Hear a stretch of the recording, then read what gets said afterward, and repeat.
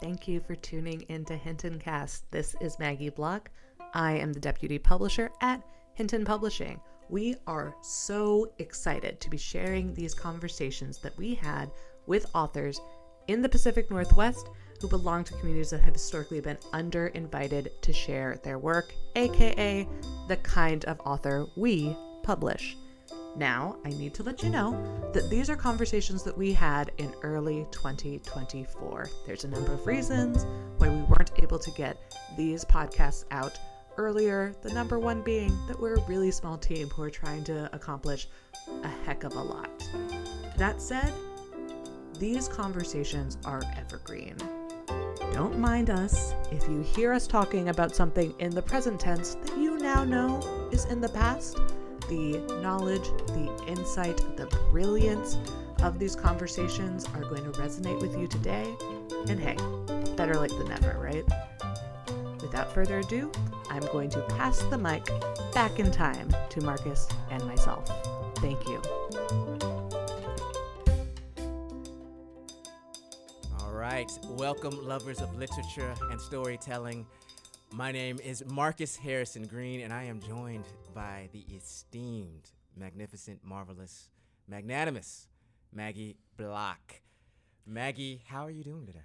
I am doing pretty well. This is the first one we're recording. I'm not sure what order this is in the release, so I've been so excited and looking forward to getting started on Hinton Cast. Yes, the Hinton Cast. This is a wonderful podcast where we speak and interview the storytellers who are crafting and carving out a pathway of creative disruption, and we can build them back up to greater things. And today, we are joined by the incredible Aiden Thomas. Aiden Thomas is a trans Latinx New York Times best-selling author with an MFA in creative writing from Mills College. Originally from Oakland, California, they now make their home in Portland, Oregon. Aiden is notorious for not being able to guess the endings of books and movies, and organizes their bookshelf by color, and I'm going to add, is joining us on this podcast even though they are sick. So thank you so much for being here, Aiden. Of course, I'm happy to be here. It just kind of gives my voice like a deeper tone to it, which is like it's not bad. Yeah. So, oh my gosh, it's like Phoebe in Friends. Like she gets a cold and she's like, my voice is so sexy now. yeah, and then she was suddenly an incredible singer. So clearly, I should go out to karaoke tonight and have a shot. Yeah, you want to test out that falsetto? You know, I'm willing. I'm willing to listen. Anyhow. Yeah. Okay, so Aiden, we're going to be discussing your books, Cemetery Boys and Sunbearer Trials. For our listeners who haven't had the opportunity to read either, do you mind quickly setting us up for both books? Yeah, so Cemetery Boys, I like to call my ghost story turned rom-com. Yeah. So it is about a trans Latino boy named Yadriel who is part of this Brujex community, and Brujex are kind of like witches. And in this very kind of traditional community, the men are supposed to be the ones who can summon spirits and release them to the afterlife, and women can heal the minds and bodies of mortals. So Yads is a trans boy and doesn't fit into that binary of the system. So he's been denied his kind of coming of age ceremony where their Lady Death, who is their patron, kind of bestows her gifts upon them.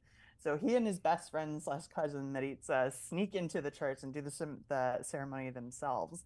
And Lady Death gives him the powers. And he decides the best way to prove himself as a brujo to his family is to summon a ghost and release it to the afterlife. And his plan is to summon the ghost of his cousin Miguel, but he accidentally summons the wrong ghost, and he summons Julian Diaz, who is the popularly known as the bad boy of their high school. And the two of them have to team up in order to, and over the course of the story, they get closer and closer, and the idea of being ripped apart seems insurmountable. So that's what Cemetery Boys is about. And the Sunbearer Trials is like Mexican Percy Jackson meets the Hunger Games meets My Hero Academia, because I love a tournament arc. Mm-hmm. And it's where every 10 years, in order to keep the sun lit and the obsidian betrayer gods locked up in the night sky, 10 demigods have to compete in a set of trials. and the winner becomes the Sunbearer, who brings light and life back to the world of Reino del Sol. But the loser is the one who has to be sacrificed in order to fuel the sun. So our main character is Teo, who is a trans boy, and he is a Jade, who is kind of like the in the hierarchy of the gods. There's the Golds, who are the greater, more powerful creator gods, and then you have the Jades, who are kind of the gods of the more mundane things. So his mom is the goddess of birds, and he has these really large quetzal wings. Not only is Teo a Jade recruited, is also recruited. So it's almost like both of them keep each other alive and get through the trials. Oh my God. Please tell me that Netflix is beating down your door right now. I mean, Oh my God, I wish. I think the Sunbearer Trials would be a really cool like animated series. So I'm always thinking about that. Yeah, we have a question. I'm a former librarian at the Seattle Public School System, and I reached out to my former colleagues to see if there were any student questions, because your books are written for younger audiences, although Yes. as an adult who loved them, don't be afraid, they're amazing. You can read them too. But I wanted to include youth questions because that's just so exciting. I'm an 8th grader at Washington Middle School in Seattle. I'm curious what you like to read. I love that question. And I think people are always kind of surprised when I answer it. When I was younger, I hated reading. I never completely read a book until I was in 6th grade. And my Lita, she had actually bought me a copy of Howl's Moving Castle by Diana Wynne Jones. And I thought were boring novels, so like problem novels, contemporaries. And I was just like, these are bummers. Like, I don't really want to read these. Yes. And then I finally got Howl's Moving Castle and was exposed to fantasy. So fantasy is my favorite genre. It's like my heart. I love fantasy. I love all the different things that you can do with the genre and how you can play with it. So it's definitely fantasy is my big like genre that I love. One of my favorite books that's actually just came out is called So Let Them Burn by Camilla Cole.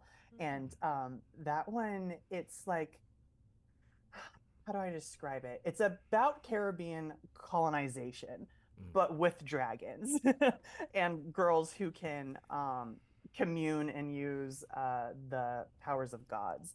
And it's an incredible book. But yeah, oh God, I love fantasy. I'm like, who else do I really love? I'm a Lee Bardugo fan. I like Six of Crows. I didn't read Shadow and Bone, but Six of Crows is like, oh my God, such a fun like romp. Another one of my favorites is Blood Like Magic by Lizelle Sambury. And what's so cool about that one, it has a black main character and she has this blood magic through her family and she has to like risk literally everything in order to save her family. And I love stories about young adults like saving and protecting their families, especially when it comes to magic. And that one's like a quintessential like witchy book that like she would have like been on billboards in like the early aughts. It's like that quintessential paranormal that like I really personally love. Those are the kind of books that are my absolute favorite. I love that. I'm going to add them all to my TBR. They're so good. That sounds incredible. The next question is from a 6th grader at Washington Middle School. My question is, how did you get into writing? It's so funny because when I was in elementary school, I've always had really bad nightmares. And so something that I think my mom said at one point was like, write down your nightmares and they'll get out of your head and you'll feel better. So that's kind of how I started writing, was by writing down my bad dreams. And then from there, I like got into fan fiction hard. And it's fan fiction was really where I learned how to write and also to become like a better writer because I was doing it like every day. I was obsessed. I also did online role playing, which is even dorkier than fan fiction. And yeah, that's kind of how I really cut my teeth. I went to college and I have a degree in creative writing, but that was mostly for like generating material. Like I swear the where I really learned how to read or how to write was doing fan fiction and like writing about fandoms that I was already really excited for. So is the takeaway you don't need to go into debt to be a great writer? Yeah, that's oh my God, yes. This is like my podium is that you like higher education is good for some people, but is also a scam and is inherently classist and racist. Yeah. So, and speaking of there's so many resources that have made me a better writer that I never found in class. Jessica Brody has a book called Save the Cat Writes a Novel, Yeah. and she also has a new one that came out last summer that's Save the Cat Writes a Young Adult Novel. Oh, So, cool. if you are interested in learning how to write and plot, her resources are incredible. I think her books are like probably $15 or something. And she also has online courses that are like $13. So I super always recommend Yes. checking out her craft books. Yeah, and you could even get those books for free at your local At your library. library. No, Yes. I love that, and I agree so much. I think that like so many people are told the only way you can be a successful adult is to go to college, and Yeah, which is so not it's true, just not like at all. true. Right. I think especially depending on your interests and like what you're most skilled at. Like some people Yeah. will be more successful if they don't pursue college and they pursue Yes. about a million other things. Right. Yeah. Yeah, like trade work is so important and it pays well and stuff like that is so much useful for you have to have a certain kind of brain and personality in order to like even survive in higher education, Right. Yes. it's so limiting. Yeah. Yeah. I always think how amazing it is too, particularly like, we're in sort of the tech space here in Seattle and, and you're originally Yeah. from Oakland where, there's certainly tech adjacent. And so often, right, in the tech space, people are like, don't, you don't need to go to college or whatever. But, when it comes to more artistic endeavors like writing, it's like, what are you doing? Right. It's just, it's interesting to Yeah. see the contrast. Yeah. Yeah.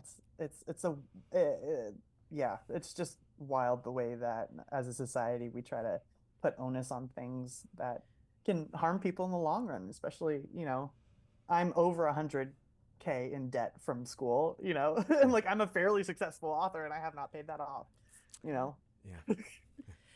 Yeah, and like also like you were 19 when you were making those decisions, right? Like what Yeah. 19-year-old Yeah. has any comprehension?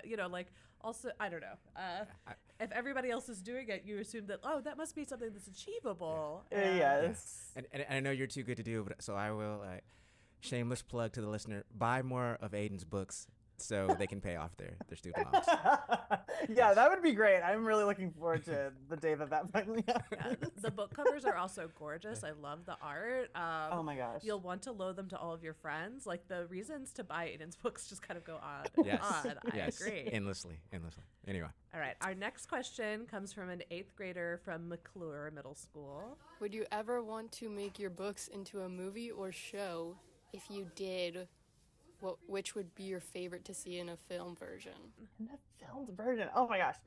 I think that's kind of one of those like bucket dream list items for every author, right? Is to see your stories get adapted some way. So yeah, of course I would love to see that. That would be the coolest thing ever. Um, but which one would I like to see in a film the best?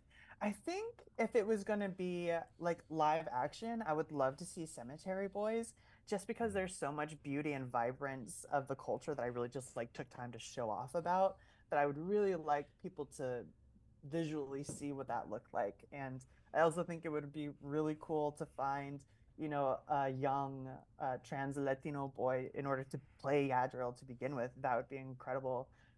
For the Sunbearer trials, we were talking about this earlier, but I would love to see it animated. I think that that'd be so cool. When I was younger, I was such a fan of Avatar: The Last Airbender, and I was like, but what if it was Mexican? So like, that's what the Sunbearer trials is, and oh my god, I think that would be really cool, and yeah, just would literally be the coolest thing ever. No, I think that would be so fun, especially since you were talking about earlier that it's kind of like My Hero Academia. Like I can picture like an anime style that would be so cool, and Totally. yeah, the world you build is so beautiful, and I think it would be best explored through animation of really being Yeah. able to see it.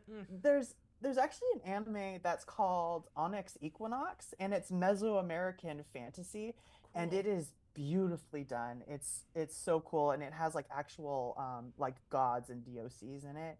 It's a great show. So if anyone listening likes anime, um, Equinox is definitely one to check out. That's Nice. cool. Okay. Yeah. That's great to know. So our next question is from an 8th grader at Washington Middle School. I was wondering, how do you come up with your book titles? I Book titles are literally so hard to do. And Right, when right. you're an author, usually your publisher is like, you know what, you did a good job, but we're gonna take it over from here and like find you a new book title. Um, some Cemetery Boys, the working title. So that's like the title that I gave it when I first started working on it because I didn't know like what the real title was gonna be because I'm not super good at it. Was just Ghost Boy, which is like a pretty boring title, right? So it took a while for me and my team to settle on Cemetery Boys. Um, and for that one, I knew that I wanted boys in the title because it was important to me to kind of be pushing Yaz's gender up front, like when literally when you're looking at that cover. And for, I mean, honestly, I am shocked that they kept both of my titles for the Sunbearer trials. So they kept the Sunbearer trials is what I came up with, and Celestial Monsters, which is the sequel that's going to be coming out, I also came up with, and they also liked, and I was like, oh, great. And I came up with the Sunbearer Trials because I wanted something that kind of was a nod to the Hunger Games because I was like such a big influence for me. So coming up with the Sunbearer, who's the person who's bearing the sun basically, and the trials, so that I'm setting up the expectation that there's going to be some fun trials and shenanigans for us to go through together. And Celestial Monsters, without spoilers, um, obviously the monster. Oh wait, I guess I can't do it without spoilers from the first book. There's monsters and like stars are involved. I guess is the easiest way to put it. No, it's so hard talking about sequels without spoiling book one. Oh my god, yeah. As a former librarian, I've been struggling with this for a very long time. It's really hard. So yeah, there's monsters and there's stars involved. Yes. Yeah. Sounds like a Michael Bay film. I just, anyway. All right. Our next question is from a former student of mine who literally hunted me down, was like, please choose my question. And it's good, which is why it's in here. So 8th grader from Washington Middle School. I'm a huge fan of Cemetery Boys. My question is, which character from Cemetery Boys was your favorite to write about and why? It was definitely Julian. And I think that that's probably pretty obvious when you read the book. I think main characters are really, really hard to write because you have to be in their brain and know like everything that they're thinking and feeling at all times. And I feel like that's why my side characters are really strong because I can really just like showcase them without having to put too much work into it. You know what I mean? And Julian is just, what's so fun about him is that for any given situation, whatever the worst response is what Julian's gonna do, and that's a fun thing to like play with and write. And he's got like a lot of like verbal tics. Like when he gets excited, he repeats things in threes, which is something that my best friend in middle school, her older brother Darius, would do that when he talks. He would be like telling us a story, and then he'd be like, and I tried to tell him, I tried to tell him, I tried to tell him, and then kind of just continue with what he was saying. And so I like stole that from him and gave it to Julian. Yeah, he's just, an ADHD demon boy. And yeah, he's really fun. I like writing characters that are kind of loud and obnoxious, and who don't have a very big filter between their brain and their mouth. Sounds like a couple of cousins I know. Anyway. Oh yeah, for sure. No, he's definitely very chaotic good. Yes, Julian, chaotic good for sure. Julian is just such a lovable character. Yeah, yeah. He's fun. Right, the next question from an 8th grader at McClure Middle School. How did you come up with the premise of the Sunbearer trials? It was, so when I was younger, I really loved Percy Jackson. But when I would read those books, especially his earlier stuff, his stuff has gotten more, Rick Riordan, his stuff has gotten more diverse as he's gone in his career. But at the beginning, it's just like it felt like I didn't fit in. You know what I mean? Like I could never really picture myself in that universe, which I think is kind of like one of the best things about reading a story is being able to picture yourself in a really cool, fantastical place. And for me, I just couldn't see where I fit into that. So what I did was like, okay, if I was going to have my own Percy Jackson series, because at the time I wanted to be part of his what's it called? His literary universe. I know what you're talking about. His imprint, right? Rick His Riordan's imprint. Revenge. That, Yeah. That's the word. Thank you. Yeah. I wanted to be part of his imprint so bad, but he only did middle grade, and I was like, oh, okay, fine. So I wrote the Sunbearer Trials, and I sold it. And 2 months later, he announced that he was doing young adult, and I was like, no. So maybe I'll eventually write a book for that imprint because I think it's a really cool one. But yeah, so basically for the Sunbearer Trials, I wanted it to be a Mexican Percy Jackson where I could see myself in that world. And I also, specifically within the Hunger Games, I was so interested in the career tributes who literally trained like their whole school career just to be in the Hunger Games. And so I thought that was so interesting. And I kind of echoed and played with that in the Sunbearer Trials because the gold semidioses have literally been training to become the Sunbearer. And like getting that title is so, so important. But everyone's kind of forgetting about the part of what happens, to the person that comes in last place. Yeah. So yeah, those were the two really big inspirations for me. I don't understand how we live in a world where we get such great books inspired by fan fiction like yours, and then we get such terrible fan fiction books like books inspired by fan fiction like Twilight. I mean, how does this? How is that a thing in this? It just exists side by side. But anyhow, I think it's kind of beautiful though that like kind of art inspired art begets more art that's inspired by art, and that kind of how it just unfurls that way. But yeah, you're right. A lot of the times stuff like Twilight is the fanfic is the stuff that gets a lot of attention. Unfortunately, but hey, teach their own. Teach their own. Look, if someone loves reading it, I'm not here to stop them. That is exactly. I may make fun, but I won't stop them. Yes. Anyway, yeah, I just think that there's other things that they should also check out. Very true. Very Agreed. 100%. So I actually want to sort of piggyback a little bit on on our last student question. You talked about how ideas come to you and how you generate ideas, but I want to ask you sort of a more technical question as a writer in terms of particularly with Cemetery Boys. How do you know where you finally landed on an idea where you're like, okay, I'll take a little bit of this, a little bit of this, a little bit of that, and now I'm ready to write. Like I have landed on the combination and the concoction where I know that this is, what I want to spend the next year or two of my life actually writing about. Yeah, it's a big decision, right? Because it's like, I think what a lot of people don't realize is once you write and sell a book, you then have to reread that book 10,000 times. Yes. So it has to be something that you really like. And for me with Cemetery Boys, to go back to Jessica Brody, she uses this device to help you plot out a story, which is called the 15-point beat sheets.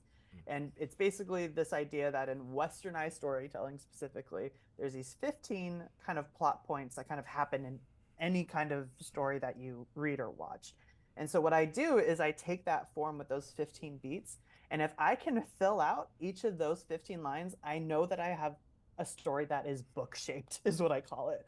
Wow. So I think I have like 32 like story ideas that I keep in a folder, but only a few of them I can actually fill out that beat sheet yet. So it's kind of, the process is I just dump down whatever ideas I have for a story into a blank doc, and then I'll start going into those docs and plugging them into those 15-point beats. And then when it's something that I feel like I have a real spark and a real excitement for, like not just that it's a complete story, but it's one that I'll spend the next 2 years devoting my life to, like that's how I decide. And that's when I'm like, okay, this is a book. This is what we're doing. Let's go. Yeah. Have you ever, that being said, have you ever gotten to a point where you're like, I think this is great, and then you go down that trail and you're like, yeah, maybe I need everything. To. Yeah. So not yet. Every book that I've ever written has been published at this point. But I will say that high fantasy, I did not realize how hard that would be to write when I started this the Sunbearer Trials duology. And that was a learning experience. I just was like, how hard could it be? I do like contemporary fantasy. It's really hard, as it turns out. The world building and the research takes so much time. I can't believe how much time I spent researching things like lightning or like minerals that count as a precious stone and what doesn't count as a precious stone. Just stuff like that starts eating up your time, which is actually why Celestial Monsters was supposed to come out in 2023, and I had to bump it back because it took so long just to write the first drafts. Wow, that's It's hard. No, Well, that makes sense. yes, It's yes. a lot of work. Also, thank you. Yeah, thank you for giving me a craft tip there. I usually just go with like my whole thing is just like, why not write about it, as opposed to like actually, going about it in a more strategic manner. So I very much appreciate that. I must I say. have to be strategic because I've sold all of my books before I've written them, except for Lost in the Neverwoods. So I kind of like I have to, otherwise it'll never get done. Yeah. No, I'm gonna kick myself for the rest of my life because I don't remember what the author's name was. But back when I was a librarian in Houston, Texas, I went to the Texas like kids book fair, and like that was Oh yeah. it's a delightful thing. They will bring authors in from all over, and students get to ask them lots of fun questions, similar to this. And one of the one of the questions was like, do you just like write until you find the story, or do you plot it first? And one of the authors was like, I wasted a lot of time trying to just write and write and write until I found a story, and then I started doing outlines, and then I actually started writing books. Yeah. That part. Yeah. That part. So yeah, in the writing world, there's this thing where you're either a plotter or you're a pantser. So plotter is someone who outlines everything. A pantser is someone who writes by like the seat of their pants, basically. I'm a plotter. I'm an embarrassing plotter because my outlines are so incredibly detailed, and it's because I have ADHD. So I know that if I were just to be like, I'm just gonna write what I'm feeling in the moment, I would be like, here's my story, and I would be like over here somewhere and not know how to get back. So for me, it's really important that I have that kind of roadmap, and have everything really like plotted out to death. But yeah, the pantsers are feral and magical. I don't know how they pull it off. I have like convinced some of my pantser friends to like play around with that 15-point beat sheet, and a couple of them have come back and been like, okay, so I see your point, and this is actually a lot easier than just pantsing. I was like, oh, crazy! Like, what is that? That is awesome. That is awesome. Well, you mentioned it a little bit earlier about representation, in storytelling, and obviously you write about trans, gay, Latinx young men, and so I want to ask you, like, what would it have meant to you to have been able to either read books or see movies that had characters like that when you were a kid? I mean, it would have been life-changing, right? Like that's the whole thing about representation. And for me, when I was younger and growing up, uh, especially when it came to like my gender identity, when I was growing up, whenever you saw a trans person portrayed in media, it was always a trans femme person or a trans woman, and they were always either some sort of bad guy who pulled like a bait and switch, or they were always the butt of a joke. And when you're, especially when you're a young, vulnerable, kind of scared child, um, how do you identify with an identity that you've only ever seen portrayed as a bad, gross, Right. unclean, and tricky sort of thing? So if I had had those kind of stories where it's just, a trans person just being themselves and like being loved and being seen as powerful, that would have changed my life. I didn't come out as trans until, very, very late in life. And it has to do with representation. So I know how important it is because I know how much of an impact, a positive impact it would have made if I had had that when I was younger. Yeah, absolutely. Yeah. I, you know, we live in such I think, very uh, foolish society at times. And your books have been banned, because of the characters you write about. Hmm. How has this impacted you? Like, and just, what do you think it continues to say about where we are currently and where we currently find ourselves, I should say, in our society? Well, it's like the thing is that once people start seeing us more, they see us more. And that Mm, means both sides, the people who are going to support us and the people who don't want us to be seen or heard from. And that's when all these things like book bans started happening. It's because they don't want kids like me when I was little, to be able to see a figure and be able to relate to them and suddenly be settled into identity because it doesn't fit what they want and what they expect from you and from society. Um, so it's just it's awful. Like as an author, I'm impacted, sure, but that's not the important part. The important part is that are the kids who are being kept from these stories. You Right. know, the trans kids, the BIPOC kids who are living somewhere where they're being or live in a, you know, fear of violence, honestly, and not being able to find something to literally just comfort them. A lot of the times for trans kids specifically, when they're in the world, the people who are going to take care of them the most or who understand them the most often have very little to do with proximity. A lot of times your family can let you down, but it's things like for me it was like seeing a trans YouTuber Yeah. you know, for the first time. It's reading a story with a character that you really connect to, or you know, that one queer side character in a TV show that you're like, oh my gosh, finally. um the fact that they're keeping that from kids is the bad and important part for me. I care about the resources that are being taken away from those kids more than I do about how it's impacting me as an author. And I think that that's really the important part that I wish more people would focus on. Yeah, with so with that being said, I mean, if you could speak directly to folks who are doing these book bans and quote unquote because they're trying to protect their children, what would you say to them? I am so sorry, but I would not talk to them, Mm, frankly, because I know that there's no getting through to them when they, especially people who are bigots, yeah, like it has very little to do with logic and everything to do with their twisted feelings and whatever they are. So again, I would not be talking to them. I would be talking to the kids that are being impacted and being like, I'm sorry. You yeah, are still beautiful, perfect, and loved. And there's community and there's people out there who will take care of you.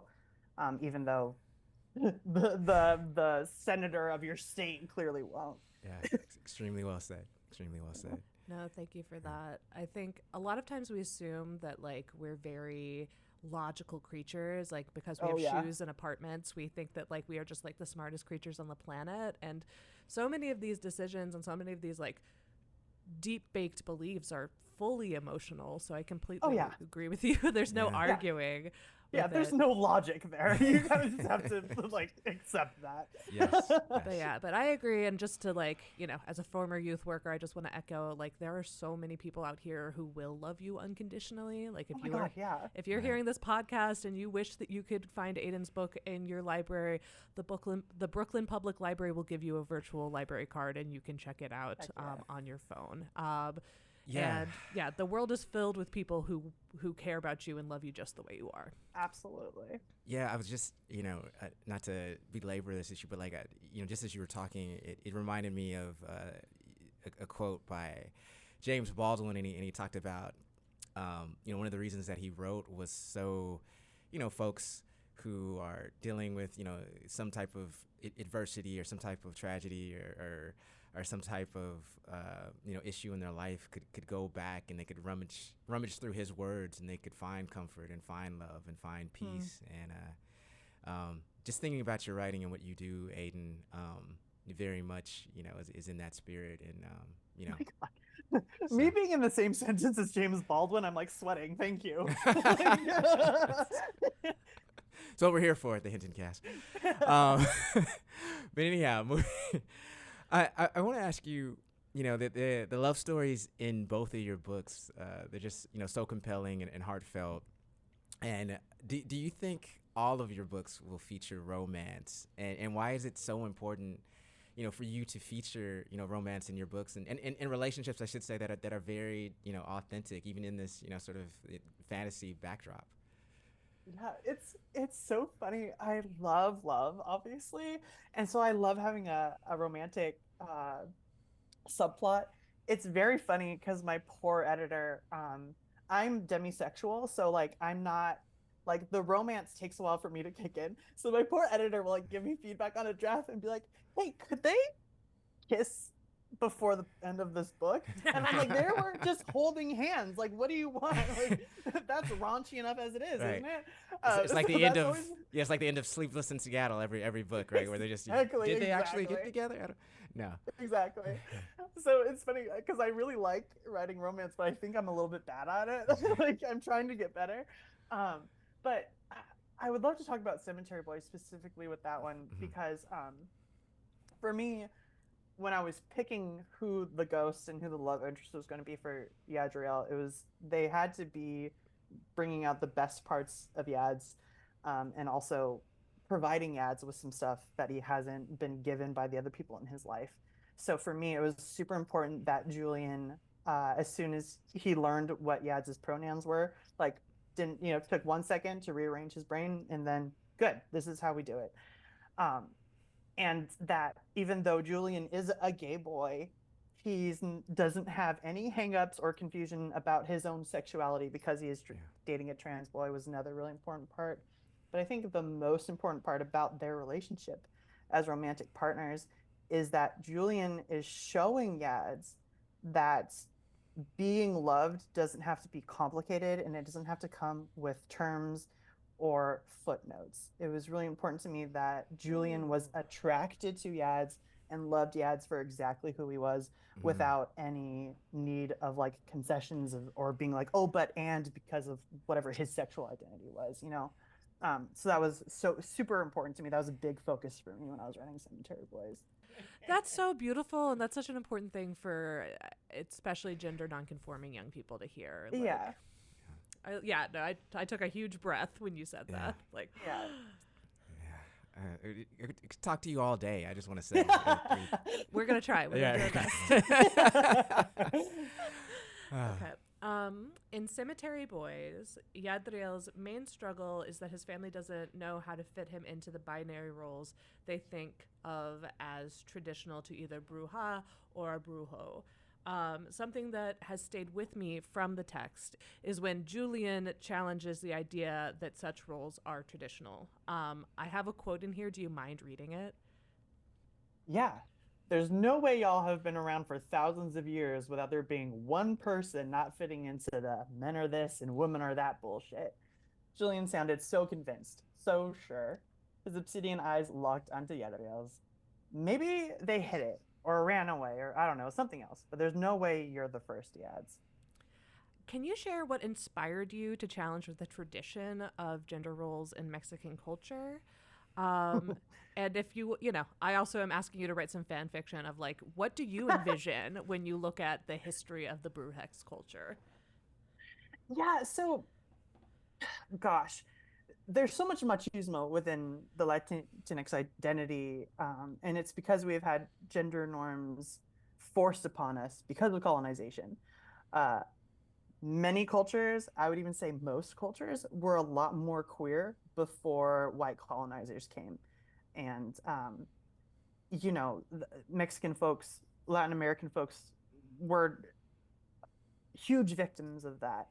And what that means is that we had those gender norms forced upon us by the Spanish colonizers that now it has manifested within our own culture and our own countries as this really staunchly strict thing. And what people don't realize is like, Mesoamerican societies, they weren't, like transphobic and stuff like that. Like they had terms for people who didn't fit a gender binary. There were roles for people outside of like this really strict binary. So for me, it's kind of especially when I was writing Cemetery Boys, I wanted to push back against that. And also this idea that for a while conservatives were trying to be like, all these trans people are popping up everywhere. And it's like, no, we've been here literally the whole time. You just tried to wipe that from the like global memory. So that was definitely one of those like things that I like set out to really be like attacking and tamping down and unpacking. Wait. So Aiden, you're saying there was racism in the past and there were trans people in the past too? My God. Yeah, isn't that wild? Gads! I'm just, mine is blown. Thank you. It's wild. Anyway. No, yeah, it was one of the things that really stuck out to me of it's like, yeah, no, I can I can picture brujexes throughout history who are not like adhering to the binary the way that Gadriel's parents and aunts and uncles seem to think they need to. Yeah. Yeah. Yeah. So, another very interesting outsider-based relationship is Tia Catrez, who was also forced into being an outsider since he does not have Brujo magic, and why both Yadril and Catrez relate to each other as outsiders. The way they both decide to respond to their status is radically different. Can you tell me why you made that choice to have the elder Yadril most felt like he could trust not be what he seemed? Yeah. I mean, I feel like a good like tagline for this book is toxic masculinity has ruined the party again. So for me with Theo Catrice is he was born without the powers of the Brujex, and because of that, he was the eldest son, and he was kind of passed over to be the next leader, and it went to his younger brother Enrique, who is Yadril's dad. And so for me, there's a couple of things that are important here. The first being that I wanted two examples of what being an outsider looked like, and like you said, it's how we choose to respond to oppression says a lot about us and how we think and move through the world.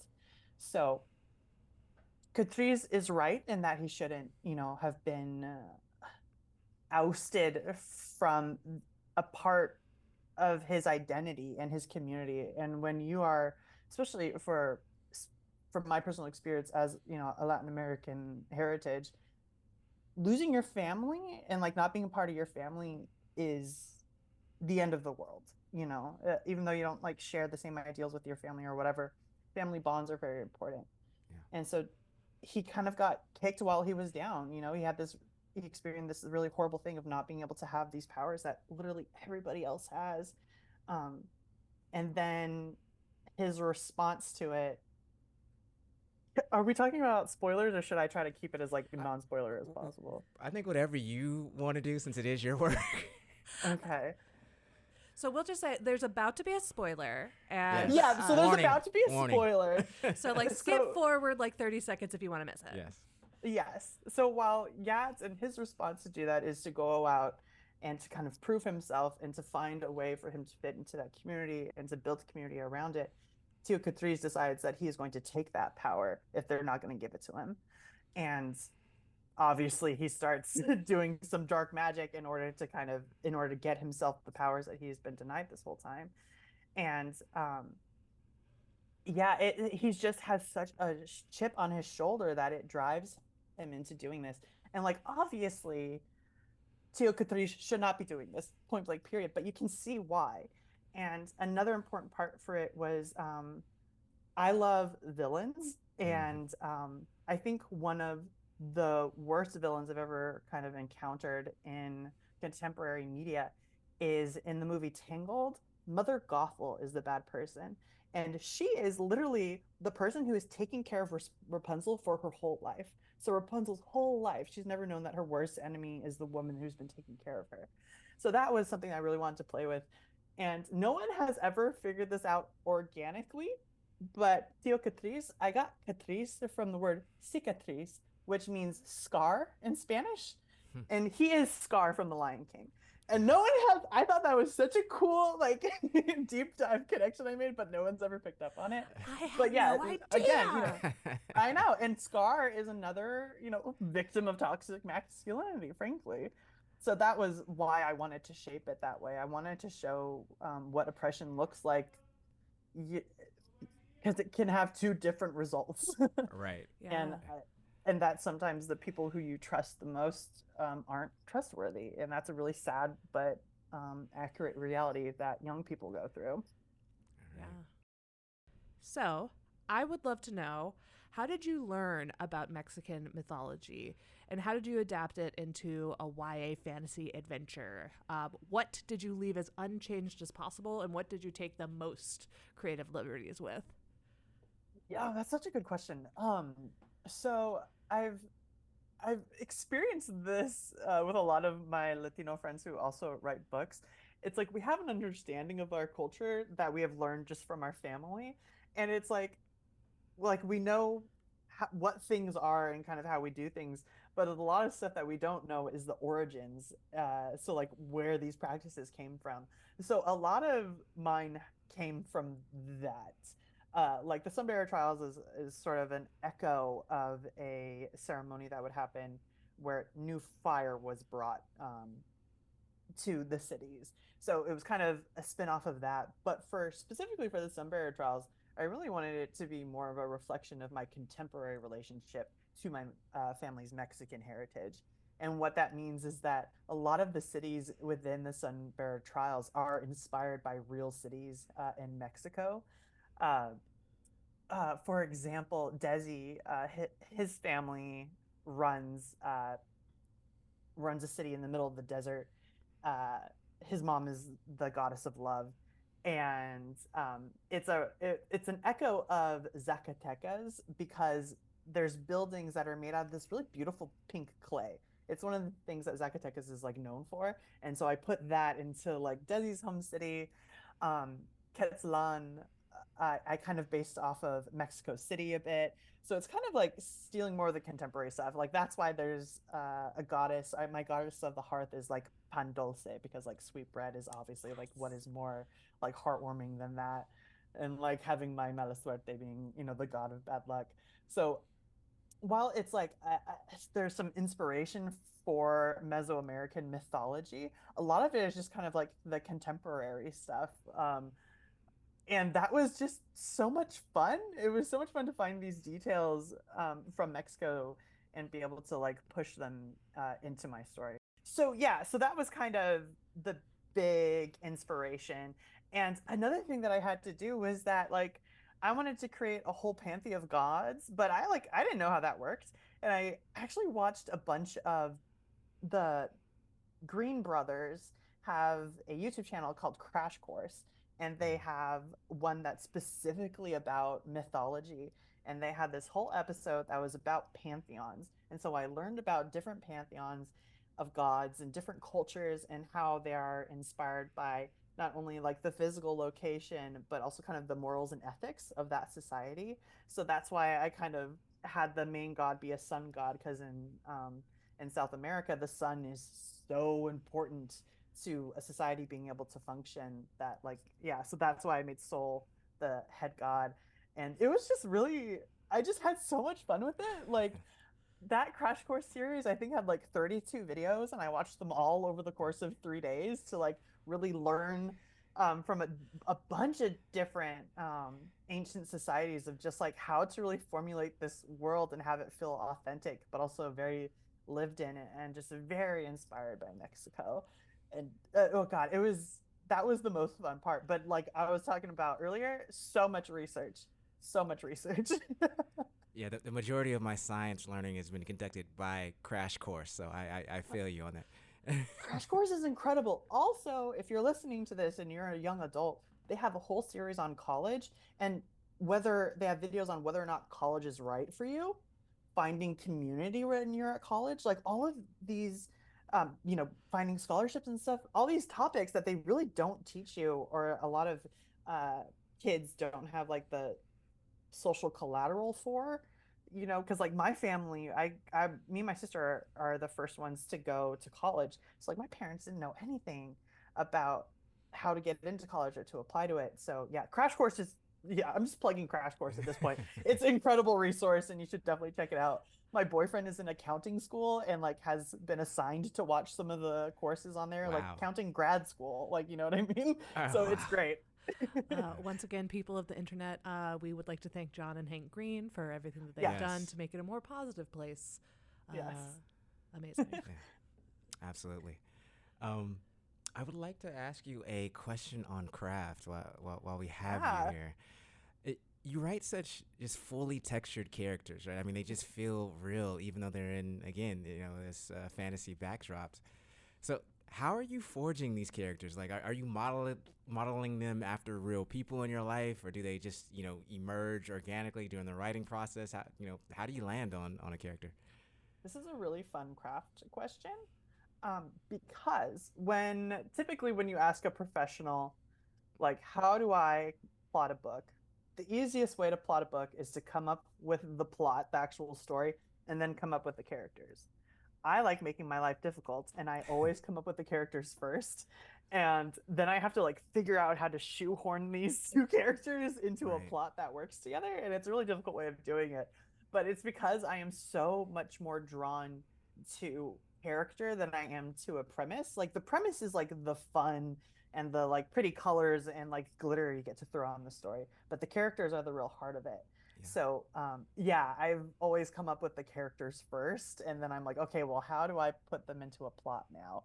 And another thing that I do, like I mentioned earlier when I was talking about Julian, is I don't have any characters that are based on real people, unless you count Mala Suerte. When I reached out to Mars Lauterbach, who does my covers for the character art, I did ask them to make Mala Suerte look like Oscar Isaac, so I guess that's based on a real person.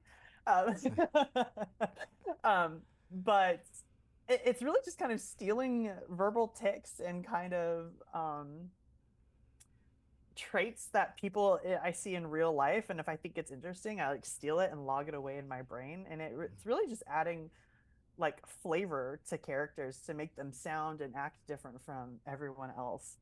Uh, so yeah, I think I always come up with the characters first, and I'm so just like committed to a character and like figuring out how they work that's where I think that's the most satisfying part for me for figuring out a story, is figuring out my characters. Yeah, well, I mean, it works for Vince Gilligan. It works for you, so there you go. Yeah. There we go.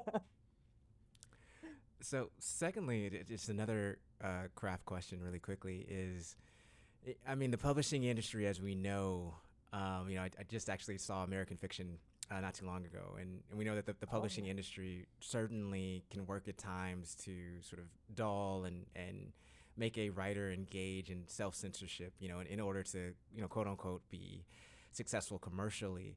Have you Yeah. encountered that at all in the publishing world, and how did you deal with that if you did? I have not from my publisher at all, which is really wonderful. I think I mean, Ted Cruz knows I exist and banned my book, which is really awkward and weird to think about. It's a badge of honor, though, I'd say. Yeah, totally a badge of honor. But I feel very lucky because I've heard so many horror stories from marginalized folks, especially BIPOC folks, especially queer folks, about how kind of terrible the industry can be. I am very opinionated on social network, and I do not hide what my political opinions are at all. And so far, I haven't had any backlash from that, which is good. But it's hard out there. My publisher and my publishing team is really good, and they take very good care of me.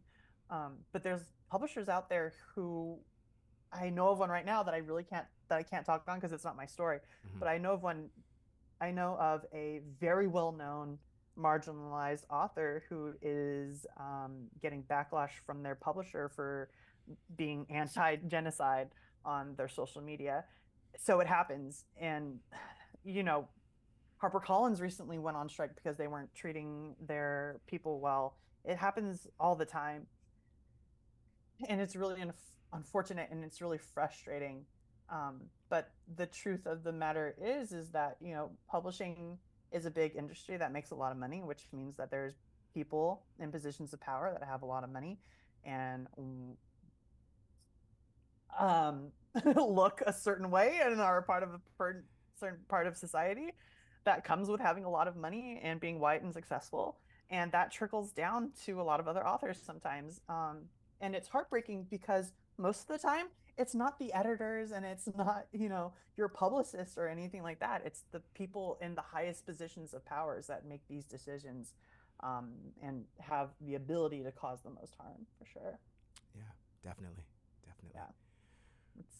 It's fun.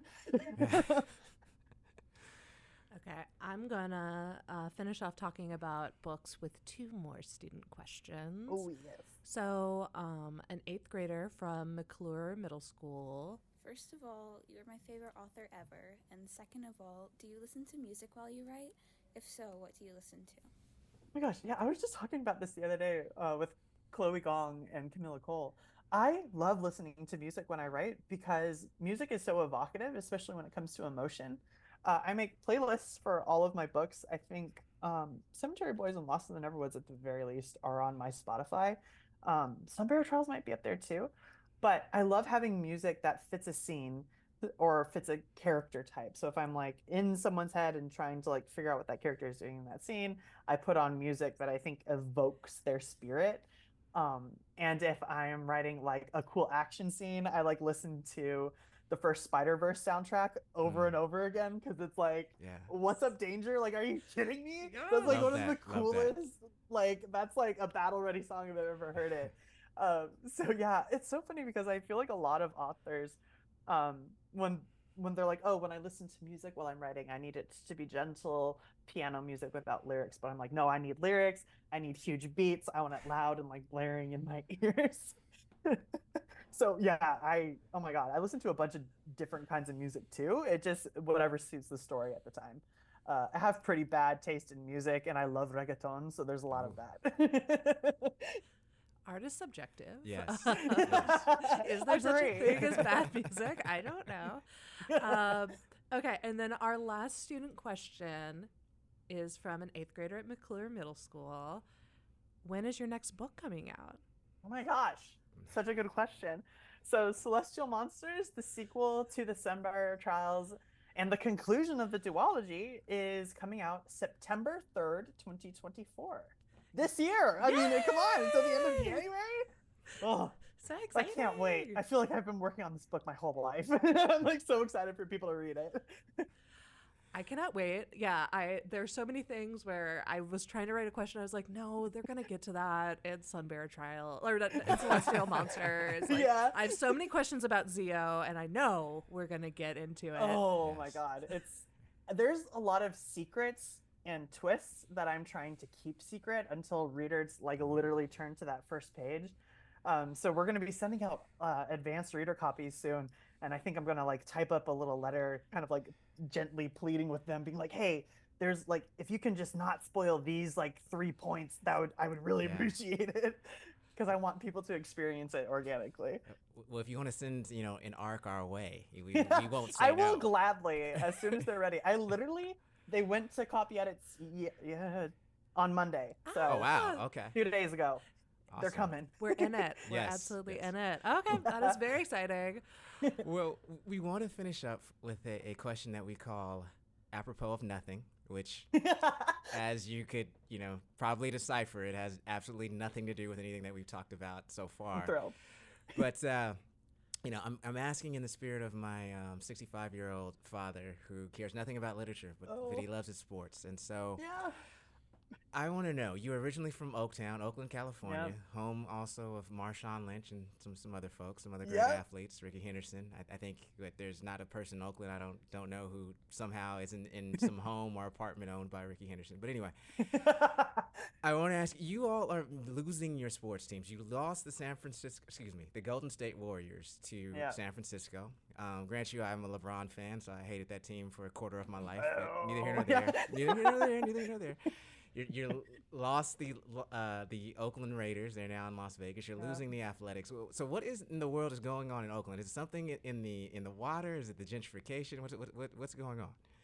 Well, it's funny because it's like if it was the gentrification, you'd think that our sports teams would stay in our city. So it's like not even gentrification is helping us out here. It's really unfortunate because Oakland doesn't have a lot of resources, and a big source of community income was from having those 3 big sports teams. Right. And not only financially, but that brought our community together in a really intense way. Like the Raiders fans in the early aughts, you couldn't beat them. Like that was like basically a cult, and I say that in the Yes. best possible way because my whole family was Raiders fans. No, and you literally couldn't beat them. I mean, literally, Yeah, they would yeah. fight with you in the Yeah, outside like, the right? stadium. Like, they don't care. Yes. Like, Anyway. you have to be brave to go to the Coliseum. So it's a bummer, not only in a financial level, but also in a community building level, because that brought us together a lot. And now it's like, what are we doing here? Like these teams that we invested our time and our money and our hearts into are abandoning us. for places that they think have more money or God only knows what. It's heartbreaking. It's really sad, I think. Yeah, it's kind of a microcosm, right, of our society, or like the Golden State Warriors, for instance. Like they got really good and then they left Oakland. It's like, wait, Yeah. but anyhow. Like, what does that mean? And it's a bummer because it's like when I was growing up, me and my friends, like when I was in high school, we would pile into one like two-door sedan and we would drive to the marina on fireworks nights, and there would be hundreds of people parked out in the marina, and you get out and you sit on the roof of your car on your hood and you watch the fireworks go off, and they would pipe it into one of the radio stations so you can like even hear the music. And now that's being taken away. It's really sad. I have so many good memories about like going to the sporting events that it's just impossible to do anymore. It's sad. Well, I'll say this: that when I think of Oakland, I think of you, and I think of Marshawn Lynch. Oh my God, Oakland's me and finest, Marshawn Lynch. so You and James Baldwin, you and Marshawn Yes, Lynch. if he is we're beast- making I'm the just like, connections. If he is beast mode, or are you like, what would your nickname be? You think? Oh, goofy mode probably. I'm not a Okay. very beastly Okay. person. I'm mostly just like a silly guy. I think it's funny.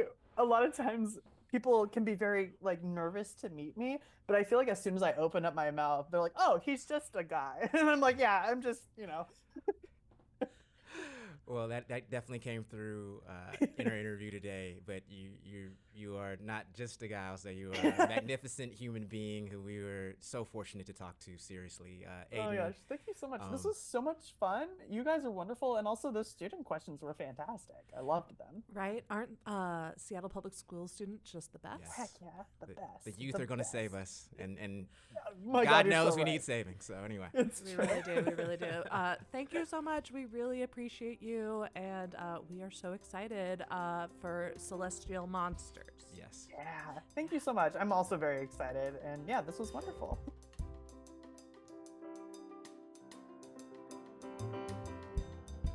Thank you so much for listening to Hintoncast. This is all made possible by Hinton Publishing. If you would like to support the work that we do, please consider becoming a monthly supporter. If you go to hintonpublishing.com/support-hinton, you will see the many different tiers of support that you can sign up for. And no matter what your budget is, you can choose something that you will not miss at the end of the month. We want to thank Ben Hunter for this beautiful intro and outro music that we use. We want to thank Michael B. Main for recording the gorgeous audio of our conversation today. And we want to thank you for joining us. We look forward to seeing you again at our next episode.